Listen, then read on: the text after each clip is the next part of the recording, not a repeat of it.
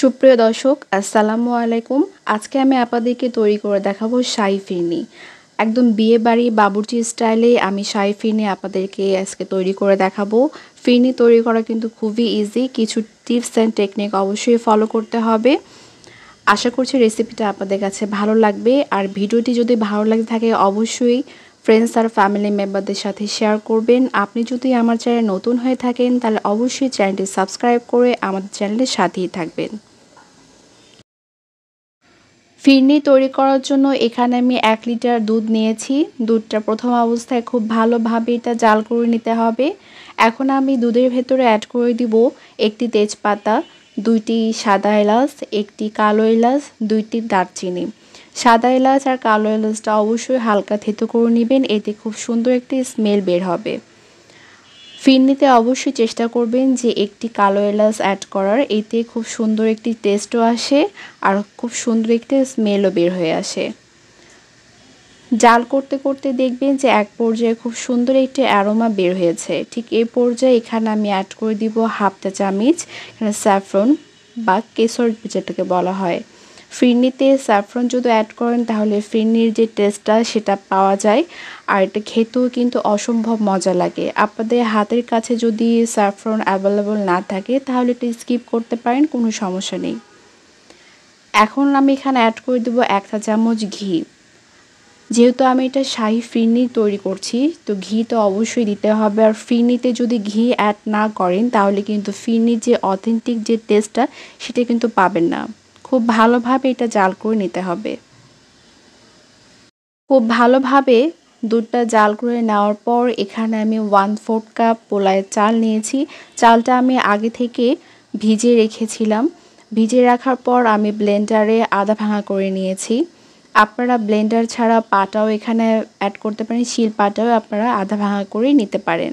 একদম মিহি করবেন না, মিহি করলে কিন্তু ভালো হবে না, হালকা একটু দানা দানা ভাব থাকতে হবে। চালটা খুব ভালোভাবে এটা সেদ্ধ করে নিতে হবে। আর এই পর্যায়ে কোনো রকমের মিষ্টি এখানে অ্যাড করবেন না, মিষ্টি দিলে কিন্তু চালগুলো কিন্তু ফুটবে না। অনেকেই করে থাকেন চালটা আগে থেকে সেদ্ধ করে নেওয়ার পর তারপর দুধের সাথে অ্যাড করেন, কিন্তু সেটা করবেন না, তাহলে কিন্তু ফিরনির যে টেস্টটা সেটা কিন্তু পাবেন না। দুধের সাথে চালটা মিক্সড করার চেষ্টা করবে, যে চালের যে সুঘ্রাণটা আছে সেটা দুধের সাথে খুব ভালোভাবে মিক্সড হয়ে যাবে। যখন চালটা খুব ভালোভাবে সেদ্ধ হয়ে যাবে তখন মিষ্টিটা অ্যাড করে দিলাম আমি এখানে। আর এখানে আমি 4 কাপ ভর্তি করে আমি চিনি এখানে অ্যাড করেছি। মিষ্টিটা আপনাদের টেস্টের উপর ডিপেন্ড করবে, আপনারা যে যেরকম মিষ্টি খেতে পছন্দ করেন সেরকম এখানে মিষ্টির পরিমাণটা বাড়িয়ে কমে আপনারা দিতে পারেন।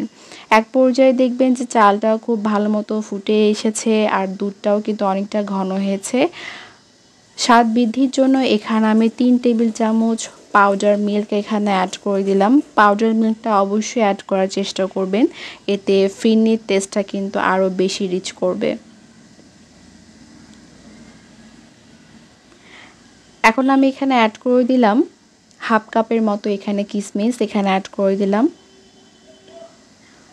অনেকটা কিন্তু ঘন হয়ে গেছে আর 4-5 মিনিটের মতো আমি এটা জাল করে নিব। আর দেখুন ফিরনির কালারটাও কিন্তু অসম্ভব সুন্দর এসেছে, একদম হোয়াইট ক্রিমি ক্রিমি একটা কালার চলে এসেছে। লাস্টে আমি এখানে অ্যাড করে দিলাম ঘি। ঘিটা আমি একবারে দিলাম না, প্রত্যেকটা স্টেপে স্টেপে আমি ঘিটা এখানে অ্যাড করেছি। লাস্টে ঘিটা দিয়ে আরও কিছুক্ষণ 5 মিনিটের মতো এটা জাল করে নিয়ে আমি এটা নামিয়ে দিব। এর থেকে বেশি ঘন করলে কিন্তু তখন ফিরনিটা যখন ঠান্ডা হয়ে যাবে তখন বেশি শক্ত হয়ে যাবে। 5 মিনিট পর আপনাদেরকে দেখাচ্ছি।